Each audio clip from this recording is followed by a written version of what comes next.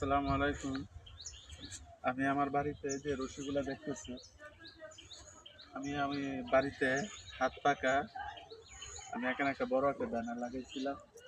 যেদিন লাগাইছি সন্ধ্যা পরে এসে দেখি ব্যানার নাই। কে বা কারা এই ব্যানারগুলা খুলে নিয়ে গেছে, এমনকি আমাদের যে কাছারি পাড়া ব্যানারগুলা আছে এগুলো সহকারে খুলে নিয়ে গেছে। এগুলো কি ভালো মানুষের সন্তান? এগুলো তো জারব সন্তান, যেগুলোর কোনো বাপ নাই। জারব সন্তান ছাড়া তো এগুলা কেউ খুলে নিতে পারে না।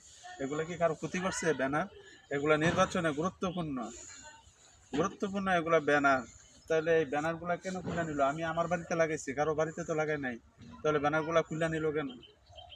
আমাদের, শুধু আমার না, আমাদের যে কাছারি পাড়া 4টা ব্যানার, 4টা থেকে আমার এটা কে বা কারা নিয়ে গেছে।